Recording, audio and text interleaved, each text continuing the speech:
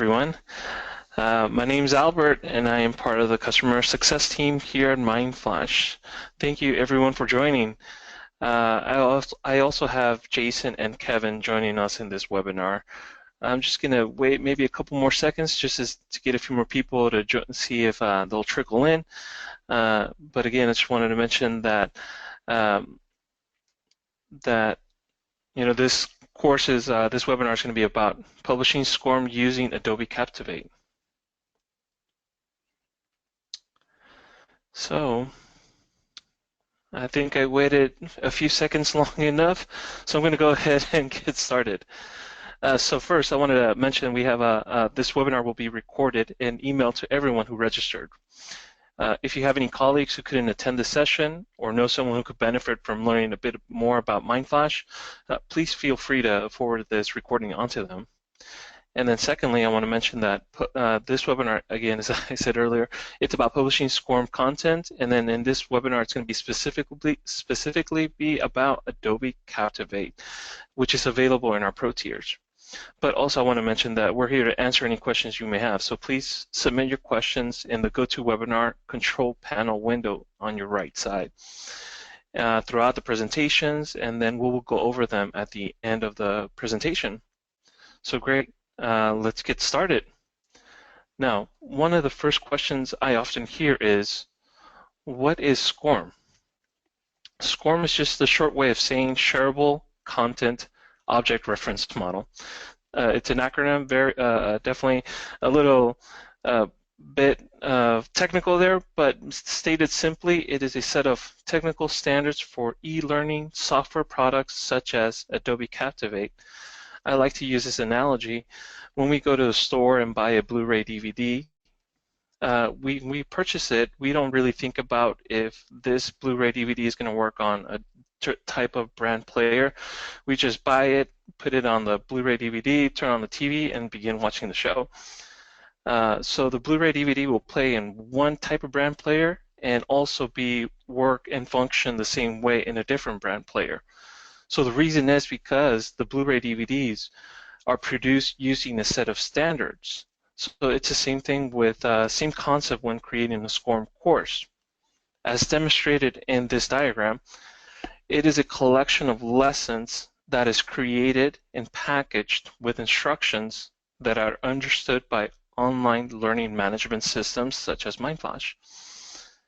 Mindflash supports SCORM content from Articulate Storyline and Adobe Captivate. It is possible that other SCORM contents will work within Mindflash, but there's no guarantee that all the functions and features present will work within Mindflash. So just want to mention that again, we're going to go through the publishing steps with Adobe Captivate.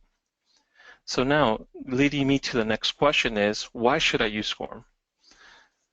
And then the first reason I can say is that it is a really powerful tool for online training. By creating your SCORM content, 3 positive things will occur. The first thing is it'll help make your content more interactive. For example, PowerPoint has many features such as adding animations, images, and text, but is limited in regards to being interactive with the user. Many SCORM-compliant authoring tools allow you to add engaging features, such as directing learners to click on images and other on-screen elements, rendering dynamic text as a result, asking learners to expand components before they proceed to the next section, and also the inclusion of mini-quizzes embedded within the course, just to name a few popular tactics. The second thing that it allows you to do is to control the time. It allows you to control how much a learner spends on a specific course before it is marked complete. SCORM-compliant authoring tools will allow you to include a settings that forces the learner or the user to spend a specific amount of time on each page before the next button appears, depending on how you set up your project. And then finally, by adding your SCORM content plus using additional content such as Word documents, PDFs, videos, it ultimately ends up being an engaging course. So one thing we definitely want to do is keep the user engaged, not having to watch take the course, nonchalantly and basically getting to the point where like, oh, I'm just basically going through the motions of going through the course. So definitely by using SCORM, it will create an engaging course. So the next question that leads me to is, how do I add my SCORM content to a Mindflash course? I want to take a moment here to mention that if by chance you do have a project created in Adobe Captivate, definitely you can open that software, open your project, and right now what I'm going to do is go over the publishing steps to use when uploading the course. So if you want to take a moment and open the project that you have. If not, that's okay. Here I'm going to explain in details the publishing steps that are needed for um, making that content available for Mindflash. So once you have created your project, or if you have one already created, the SCORM contents will need to be published to a zip file according to our settings in our help article.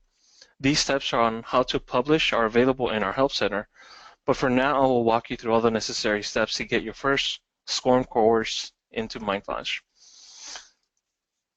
And then the first step is the project size. First, we're going to set up the project size by going to Modify in the toolbar and then selecting Rescale Project. One important thing to remember is that your course may be viewed on various devices, different size computer screens, so we have some recommended guidelines when choosing the project size window. So once you have selected Rescale Project, the Rescale Project window will appear. If you choose to use a very slim bar, you will want to export. So basically, this is under the user-defined width and height. For a slim play bar, you want to use 1024 by 700, or you can put the play bar at the top of the project. If you choose to use a taller play bar, you can export 1024 by 738. So once you have set a size, you will want to go ahead and then click Finish. So again, for a small, slim play bar, it's 1024 by 700, and a tall play bar is 1024 by 738. The next step is to go ahead and click the Publish icon, and then select Publish to Computer. Once you have done that, a Publish to My Computer window will appear. The first thing from this window is that you will want to make sure you have titled your project and that it is going to be saved to the correct folder. Also, check to make sure your settings match the highlighted settings below in this image presented. So these settings are enabling zip files, SWF, HTML5, and scalable HTML content. These are the most important settings and will help to ensure that your project works in Mindflash. So I'll give you a moment to catch up here if you need that extra couple seconds. And then once you have selected those settings, and then once you have verified them as well, we're going to go ahead and click right next to e-learning output. It will, depending on the version of Adobe Captivate you're using, it will either say disabled or SCORM 1.2. So we're going to go ahead and click that. And once we do that, you'll get the preferences window, and then on the left-hand side, you'll see a quiz section. So the first section we're going to talk about is reporting. So by clicking the e-learning output setting, it will reveal a few more quiz settings. So even if your course does not have a quiz, you will need to follow these steps. Let's see here. So we're going to go ahead and begin with the check enable reporting for this project. Right next to the letter A, we want to go ahead and select SCORM 1.2. For letter B, as demonstrated in the image, we're going to go ahead and select incomplete, past, and failed. And then finally, for letter C, if your file does not have a quiz, go ahead and select slide views. But if your course or project does have a quiz, please check mark quiz is passed. This one is an important setting, as this will communicate with our Mindflash platform that there's a quiz present in the project. And then slide views is optional when you have a quiz in your project. After these settings have been verified, the next step is selecting settings right below reporting as well. If your file does have a quiz, you need to set this as to required. Again, if your project does have a quiz, we want to make sure and go ahead and select required. If not, you can definitely keep that as optional or required. It does not affect the outcome to the course. And then also right below, you want to go ahead and check mark the play bar in the quiz. The reason is this will prevent them from inadvertently skipping the quiz and failing the course. Finally, once we have that setting selected, we're going to go ahead and go to pass or fail. In the pass or fail, I believe this is one of the most important settings when your project does have a quiz. For section A, the first highlighted part, by selecting we recommend by having the same score as you do have in the Mindflash course, it will be ideal to have it match. And then the reason is due to that, if you have a high percentage in your SCORM project and you have a lower score in Mindflash, it might basically what I'm trying to say here is that you might have a pass score for Mindflash, and then you might have a failed SCORM project. So it'll be confusing to the user because they'll see two different types of scores. They'll see that in Mindflash they have passed the course because they met the minimum requirement. But in the SCORM project, it might be failed because they did not meet the 100% requirement. So definitely we want to make sure and go ahead having the same settings, the same percentage here in the SCORM project as the same as in the Mindflash course. And then finally, for section B, we want to go ahead and allow for one attempt here. And the reason is that by having multiple attempts, it will cause the user to be stuck in that course. So again, important to have that as a one attempt only, otherwise they'll get stuck and they won't be able to progress in the next slide. Okay, so finally, after all these steps, you can go ahead, click OK, and then after clicking OK, finally publish your Adobe Captivate project. So now what I'm going to go ahead and do is show you that you'll get this nice, wonderful, published, completed successfully. And then also, quickly, I'm going to go ahead and show you what a published file looks like in Mindflash. Here is a compliance sample course that I've got from Adobe's blog page. And then once I go here, it'll load. And then here, I'm going to go ahead and start the course very quickly and then just explain briefly that in this course right now, what I'm hearing is I'm hearing sound, kind of like a James Bond theme sound. And then I'm going to go ahead and click here. As you can see, it's very interactive. We got very shortly a video is going to appear. So basically, this type of course is I'm a special agent trying to prevent a hacker from bringing down the stock market. I'm going to go ahead and accept the mission. And right now, I'm hearing some voice audio here as well, giving me some specific instructions. And then I'm going to wait here for a moment so that I can go ahead and click here. So I'm monitoring a call. So as you can see, it's very interactive. It's keeping the user engaged in the course. And also, it shows you the capabilities of what using Adobe Captivate in Mindflash looks like. So here I'm going to go ahead and then just put some random. As you can see, very interactive. I can drag, click, submit my data. And then another wonderful feature that I'm going to show here quickly here is I'm going to go ahead here. It says activate Zoom, so I'm going to go ahead and click on that. And as I mentioned, it's very interactive, keeps the user engaged. And then, so this is one of the many possibilities of using SCORM content in a course looks like. So definitely, I know there were many steps here involved.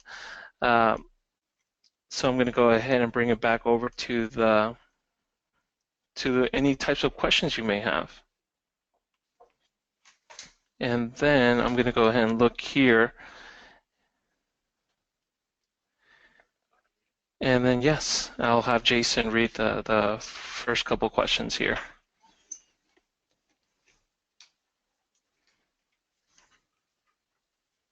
Okay. First question. Will the project title appear in my course to my trainees?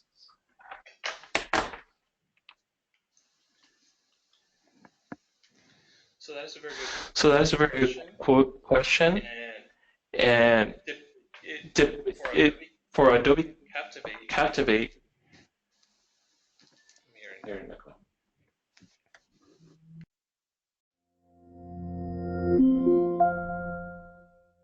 on the last slide. So yes, you'll see for Adobe Captivate the project title. Am I correct that content is delivered in Flash format? If so, is there any plans to, switch to HTML5? Can you take that one? Yeah, so the content is actually delivered in HTML5. This is not Flash. That's actually the specific reason that we use these two tools that we use. It allows us to guarantee that they work on mobile devices, which obviously is the hang up with Flash. So all of the content on Mindflash is delivered either via HTML5 or static images, depending on the different type of content. But even for this type of content, we do that. So there's no fear of using Flash within Mindflash. It's just not possible to use. Okay, will Mindflash report the trainee quiz answers from my SCORM project? And then for that specific answer, it's unfortunately no. We just keep track of the points they get in the project, so we're not able to see any answers submitted within the SCORM project. What if we want trainees to have multiple attempts? So I would assume that means taking the SCORM file multiple times. Okay, so definitely, you can definitely have the setting retake enabled in the course, and I think that would be the best way. By having that setting checkmark, the trainee can click retake and then start the course from the beginning again. But just to mention quickly, by having that enabled, it will erase their previous attempt and be taken back to as an invited status. So as a new trainee, as a new user taking the course again. What, in your experience, would prevent a Captivate module from loading? I'll take this one, assuming that it works for some users, but not others. I have actually never seen this in my experience, so there should not be anything. That's part of the reason we lock down all the settings that we do, and we're so militant about how things have to be published. That allows us to deliver it to everyone. If this is actually occurring, the best thing to do would be to hit up our support folks. It's just help@mindflash.com. Most likely, in cases where we're troubleshooting any Captivate or storyline files, we'll actually ask you to send us the original project file. Sometimes we can figure it out just by kind of poking at various settings in the file. But those are typically related to publishing. It just doesn't work, and then it comes down to actually publishing appropriately. So the first thing I would say is just make sure that you follow the instructions that we've published in our Help Center. line by line and just get those right. In probably 99% of the cases that I've seen that have come through, it's just a matter of like making sure you check the right box and set all the settings right, the stuff that Alberto just went through. But if it is still not working, then just hit us up and we'll dive into it and figure out what's going on, because it should work for everyone. Explain preload image a bit. We use a SCORM, a custom preload, but there is a second one in black that appears. Where is the black preloader coming from?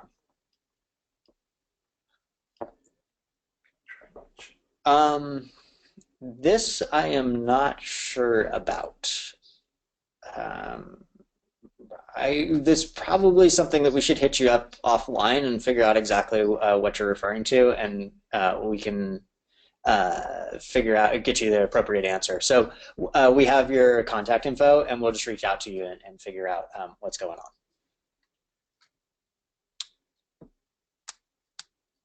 Let's see, I have one other question here. Last question is, where can I get the info on how to publish a Captivate file?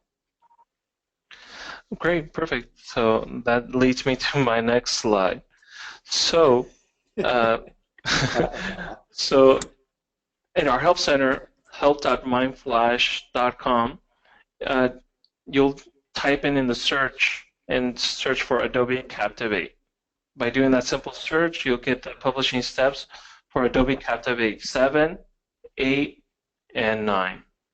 Also, we have steps for articulate storyline, and plus we have many other topics on our help center that you could definitely take a quick look at. Also, if you, again, as mentioned earlier by Jason, if you have any questions regarding your SCORM content or some really specific questions, please contact us at help@mindflash.com, and any of our support agents here will be happy to help out. And then if you're looking to also possibly upgrade to the Pro tier, definitely that would be the great place to contact us and ask more questions about our publishing steps or more whatever questions you may have. So thank you for joining us today in this short webinar. It was great having you, and hope you a good rest of the day and happy training.